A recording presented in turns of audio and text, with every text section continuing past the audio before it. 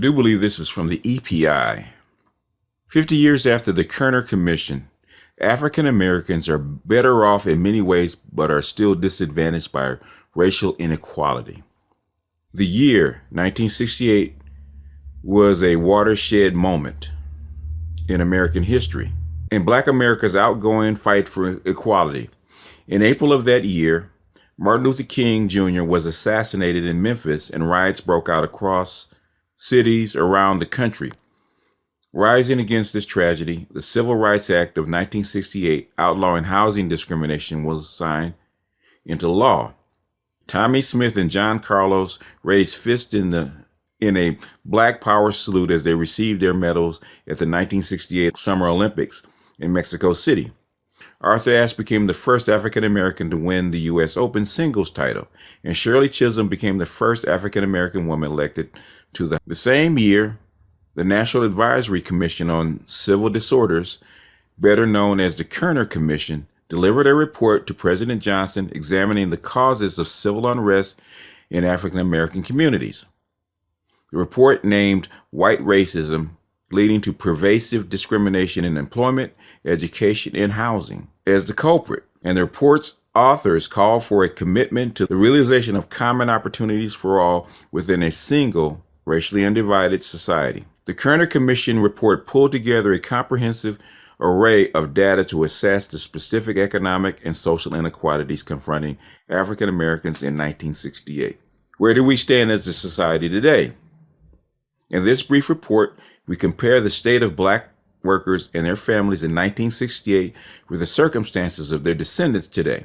50 years after the Kerner report was released, we find both good news and bad news. While African Americans are in many ways better off in absolute terms than they were in 1968, they are still disadvantaged in important ways relative to whites.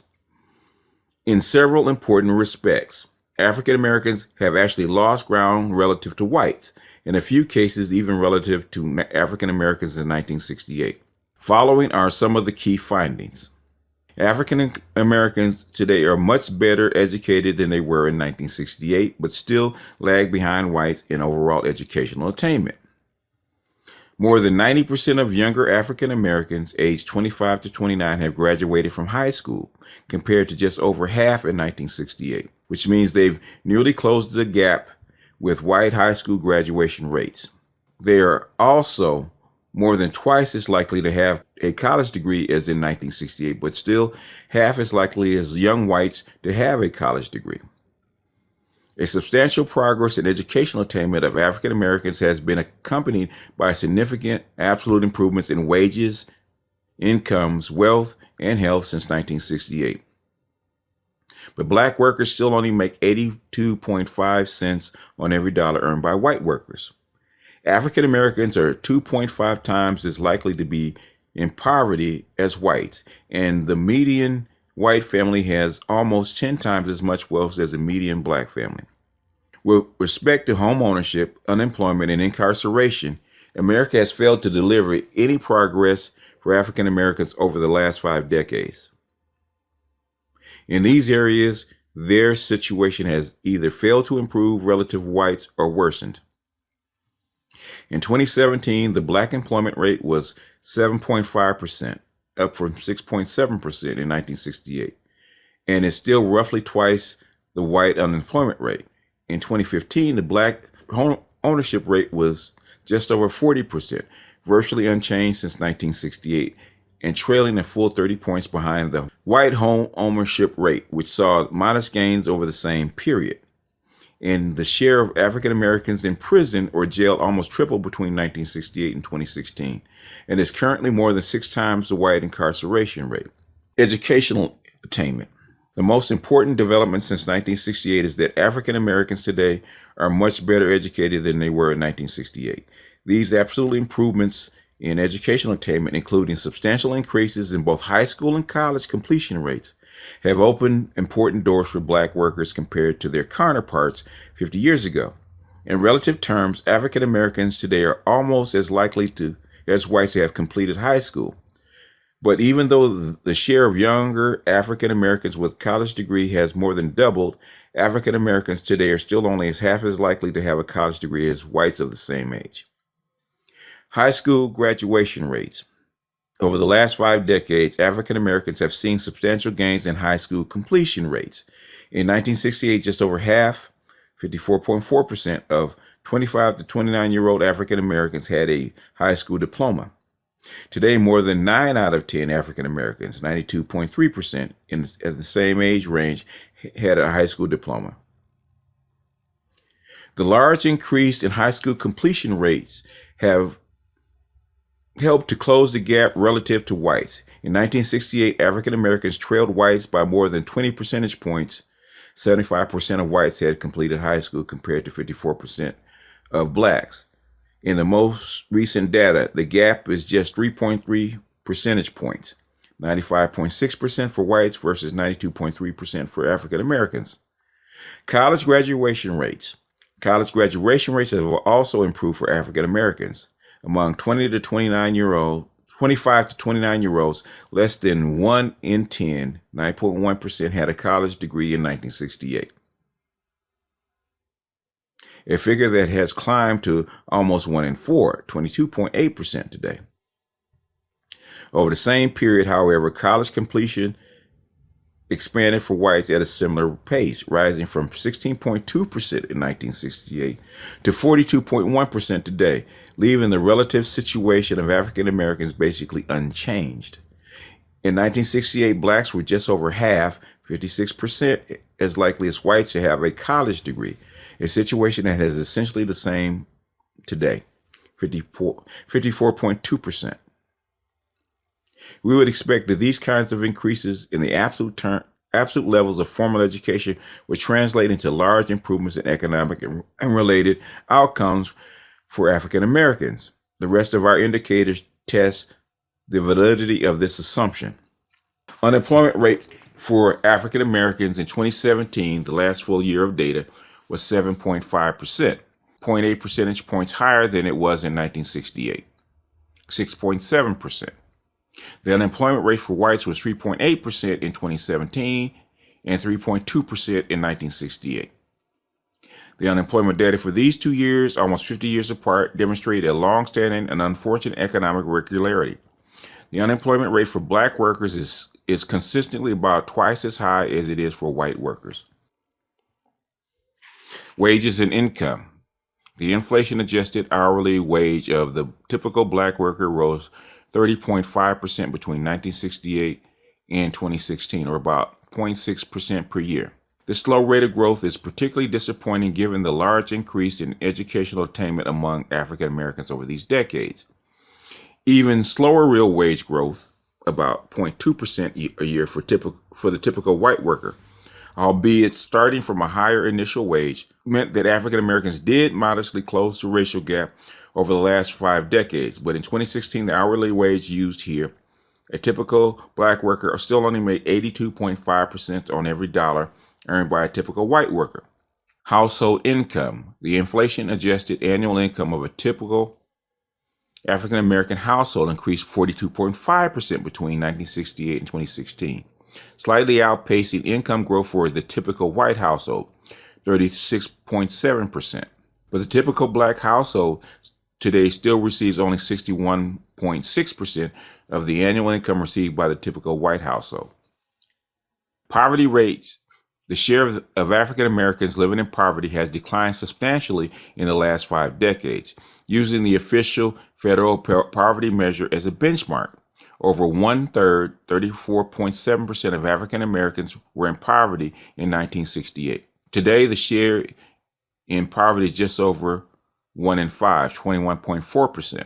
For whites, the decline in poverty rate was much smaller, from 10% in 1968 to 8.8% in 2016. In the most recent data, African Americans are about 2.5 times as likely to be in poverty as whites.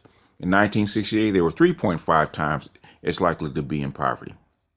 Family wealth. The typical black family has almost no wealth in 1968, $2,467. Today, that figure is about 6 times larger, $17,409, but it's still not that far from zero when you consider that families typically draw on their wealth for larger expenses, such as meeting basic needs over the course of retirement, paying for a children's college education, putting down a down payment on a house, or coping with a job loss or medical crisis. Over the same period, the wealth of the typical white family almost tripled from a much higher initial level. In 2016, the median African American family only had 10.2% of the wealth of the median white family, $17,409 versus $171,000. Home ownership, one of the most important forms of wealth for working and middle class families, is home equity. Yet the share of black households that own their home remained virtually unchanged between 1968, 41.1%, and today, 41.2% over the same period. Home ownership for white households increased 5.2 percentage points to 71.1%, about 30 percent points higher than the ownership rate for black households. Infant mortality. Over the last 5 decades, African Americans have experienced enormous improvements in infant mortality rates. The number of deaths per 1,000 live births has fallen from 34.9 in 1968 to 11.4 in the most recent data. Over the same period, whites have also seen dramatic reductions in infant mortality rates, falling from 18.8 to 4.9 by the same measure. In relative terms, however, African Americans have fallen behind. In 1968, black infants were 1.9 times as likely to die as white infants. Today, the rate is 2.3 times higher for African Americans. Life expectancy. African Americans' life expectancy at birth has also increased substantially, up 11.5 years between 1968 and today, outpacing the increase for whites, up 7.5 years. But an African American born today can on average still expect to live 3.5 fewer years than a white person born on the same day. Incarceration. The share of African Americans in prison or jail almost tripled between 1968, 604 of every 100,000 in the population, and 2016, 1,730 per 100,000. The share of whites in prison or jail also increased dramatically, but from a much lower base. In 1968, about 111 out of every 100,000 whites were incarcerated. In the most recent data, the share has increased to 270 per 100,000. In 1968, African Americans were about 5.4 times as likely as whites to be in prison or jail. Today, African Americans are 6.4 times as likely as whites to be incarcerated, which is especially troubling given that whites are also much more likely to be incarcerated now than they were in 1968. Now here's the appendix. Data notes. Making comparisons over 5 decades is challenging. Data sources collected across so many years are not always directly comparable.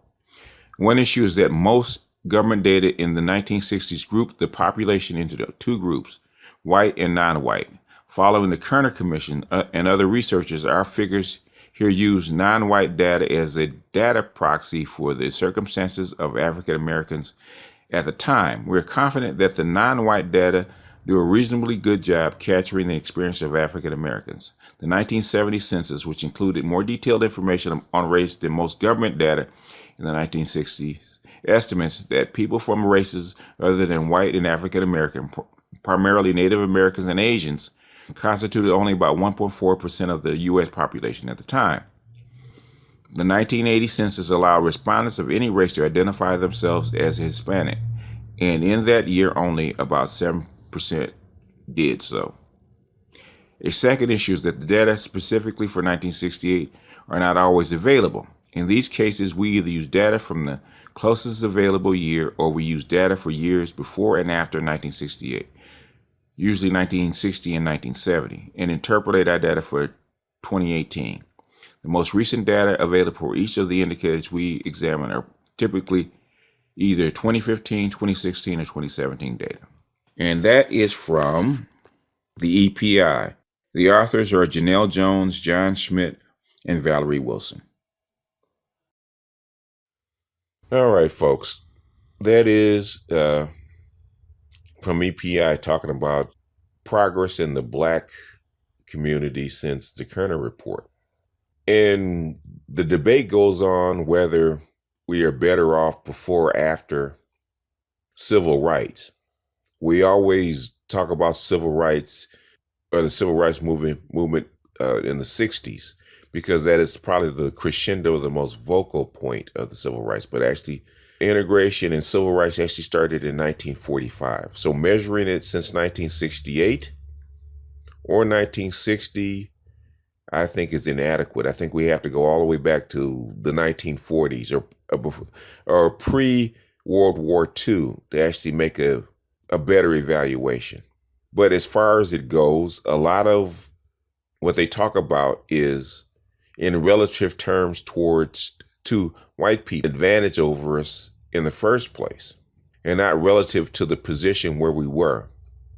So keeping up with white folks, if we talk about keeping up with white folks, then we are probably worse off than we were back in 1968 in some terms. But as far as relative to where we were, say pre-civil rights, I would say we are better off. And the numbers bear that out. As far as the number of Black folks in poverty, it's debatable about the number of Black folks that have homes, because Black folks are more urban, and then they didn't take into consideration the housing crash between, like, say 2001 and 2008 that took out a lot of Black family homes. So what the housing crash did is set us back and Black folks back to where we were in 1968. And then Black folks moving out of southern areas or rural areas where white folks live that have cheaper housing costs and stuff like that, then we have to take that in consideration, because it's not always, how can I say, it's not always that simple. It's not always a one-to-one metrics, because we're not equally dispersed throughout the whole country, say like white folks are. So you can't take a one-to-one ratio across the whole country, because the whole country is not equal. So if you take white folks and Black folks in urban areas or in certain sectors, then I could actually see a one-to-one evaluation or comparison. But for this exercise, I think this shows that integration or civil rights has been a mixed bag for various reasons. I won't say obvious reasons, for various reasons. And a lot of what we got was after 1968, which is something that I'm trying to remember the guy's name. One of the authors that talked about the Monahan Report. Basically, the Dixiecrats had basically stripped most of the things we were supposed to get for integration or assimilation, or its civil rights, as we like to call it. And a lot of that stuff was stripped until after Martin Luther King and the Martin Luther King riots. And then we got some of those things back. We didn't get all of what we were supposed to get, which is something we haven't understood. Was civil rights necessary? I would say yes. Did we get all of what we were supposed to get? Obviously not. In my opinion, we are better off than we were. Are we where we should be? No. And that is a more complex question, because is the United States the same as it was in 1968? No. Is the United States the same as it when we went off the gold standard in 1971? No. So we have to take all these moving parts into perspective or under account to actually get a clearer picture. Any society as big as this one and as complex as this one has a lot of moving parts. And there is no definitive answer, even though we have a lot of pundits saying they have the definitive answer. There is no definitive answer, because we're a small part in a larger whole in a larger machine. And that machine has a lot of parts that have changed over time. And how those changes ripple down to us is something that we need to examine, and a few people do. Few Black people do. As I said, a lot of times, Black people do not live in a bubble, even though we believe we do. With that, that's all I got for this one. This is BGS out, and I'll see you guys on the next one. Peace.